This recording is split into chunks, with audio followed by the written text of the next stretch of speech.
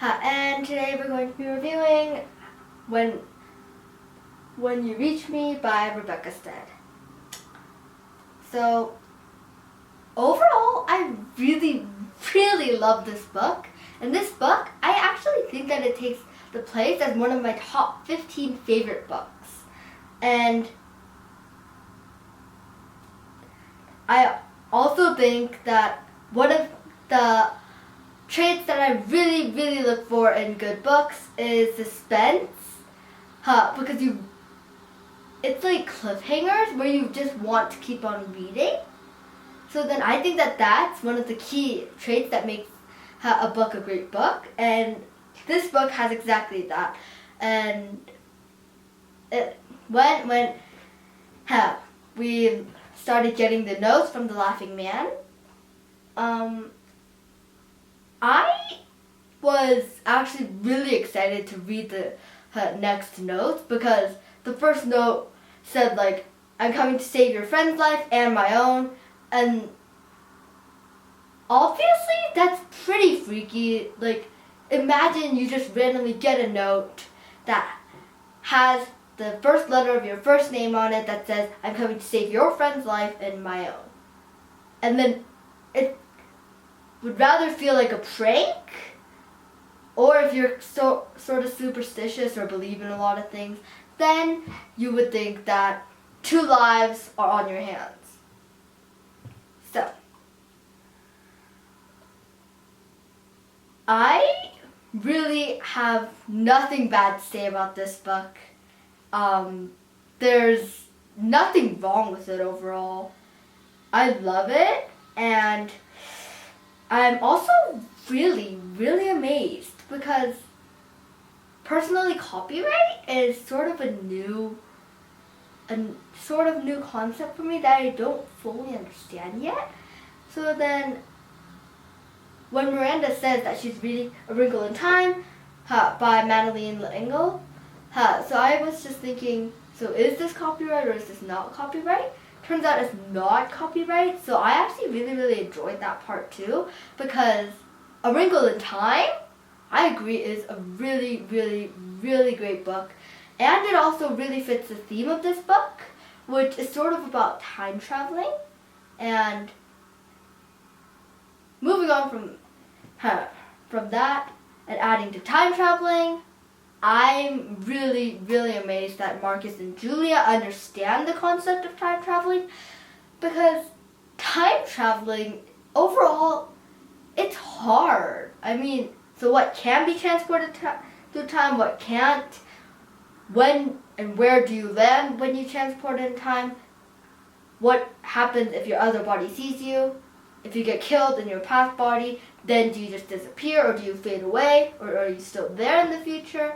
So everything's just really confusing in time traveling, and I'm having a really hard time understanding it, and I'm not sure if I'm ever going to understand it, because there are all these different articles, books, movies about time traveling, and I don't understand how it works. So I'm amazed that Marcus and Julia actually understand it.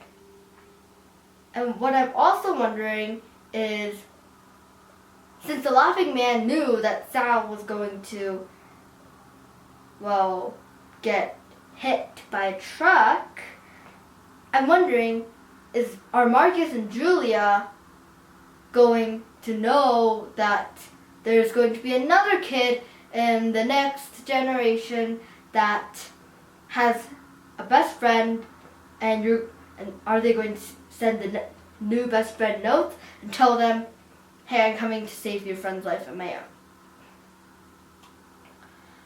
And now, moving on from all of my troubles and questions about space-time and time traveling, why the Laughing Man? Nobody, I swear, nobody, unless you're some kind of magical genius that can predict the future, nobody would guess that it was the Laughing Man leaving those notes. I mean, we all know that the Laughing Man was going to play an important part of the story. All of us knew that, of course, because it mentions the Laughing Man a lot, so we all knew that the Laughing Man was going to be a pretty important character in the story. But I swear, nobody would have guessed that it was the Laughing Man leaving all of those notes. I mean, how would you have guessed that? He's a homeless dude who sleeps underneath a mailbox, gets teased by kids, and lives on the corner. How would you guess that he somehow knows that there is a key hidden under the fire hose to Miranda's apartment? And how would he know that Sal is going to get hit by a truck? So, I still don't understand how the Laughing Man can do all these things, because the Laughing Man, he somehow manages to hide all of these little notes that are, let's be honest, super duper freaky in a bag of bread rolls, in a book, and in Miranda's coat pocket. So how would you do that? And most of all, where would he hide them? I mean, he has nothing, right? He wouldn't just be able to come across a clean sheet of paper and then write it with a pencil or something, right? So how would that happen? I just don't understand. And how would he be able to steal the Fred Flintstone bank? It's Jimmy's bank full of folded up $2 bills. I mean, I totally understand his reasoning. My guess for his reasoning is, I know I'm going to die soon. Somehow I know that I'm going to sacrifice my life to save this kid who's about to get hit by a truck. Somehow he knows that, so I'm guessing that his reasoning was just, I'm stealing this, I'm going to steal this, I'm going to do all the stuff I want in life, and I'm going to steal this guy's money, and I'm going to use it to buy a banana and a butter on white every single day. So I guess that's his reasoning, but how would he have done that? Because usually there should be at least one person or even a security camera at Jimmy's shop, right? So then how would he just randomly be able to just randomly, suddenly steal that Fred Flintstone bank? Because number one, Miranda and Marie and Colin would have been working there, or Jimmy would have been there. And if Jimmy were in the bathroom, once more, there should have been at least somebody there. Plus, if you saw an old homeless dude who's just walking into a store to steal a bank, like this little Fred Flintstone bank, and then you see him coming out with something else, then isn't that a bit sus? I don't get it, really. I really, really don't understand it at all. And why does none of this make sense?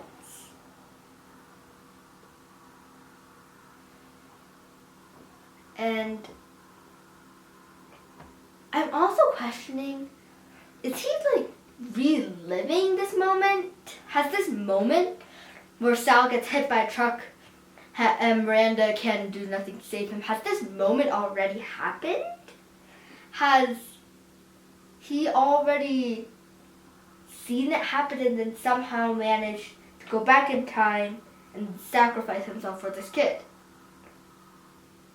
And if he's reliving the same moment, then he knows what's going to happen, yes, and all of us, I hope, have a sense of good and wrong.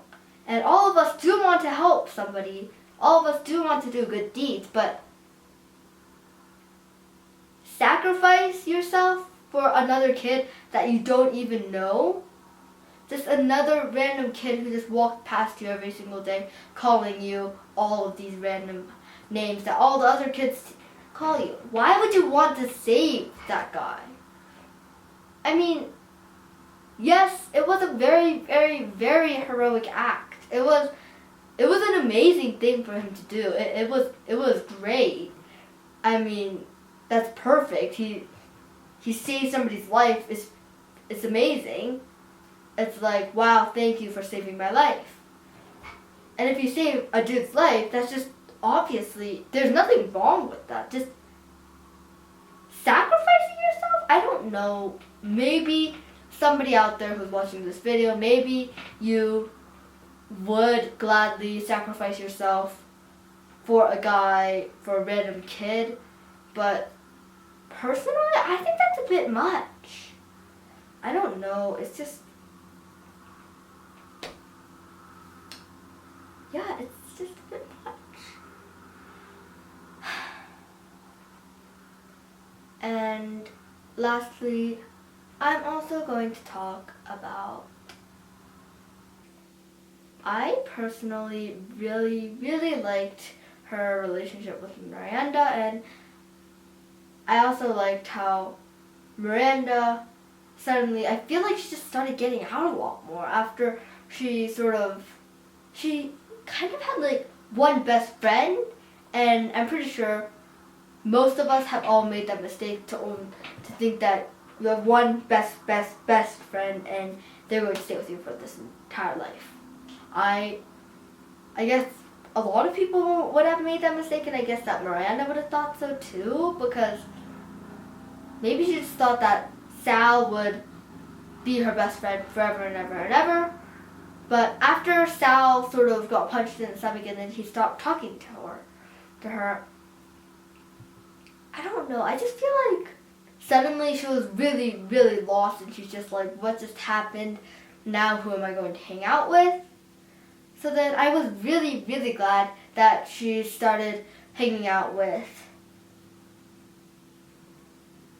Anne-Marie, and then soon after Colin, I think he just volunteered to be there. He just came there randomly, I guess.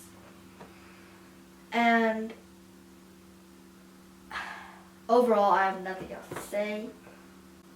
This book, I think I've highlighted my concerns about it, the time traveling thing, which, once more, I'm going to restate this for emphasis.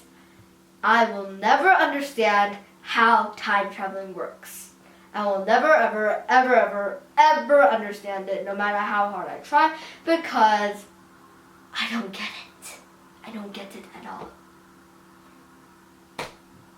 And I've highlighted all the stuff I love about this book, and I've also highlighted my questions about how did the Laughing Man steal this? How did the Laughing Man get his notes? How did he hide them? How did he write them? All my questions about the Laughing Man. And I've also highlighted that this is a great book. And as I said before, there's nothing that I have to say that's really bad about it. So I'm giving this book a 5 out of 5 stars since I can't find anything wrong with it. And thanks for watching. Bye.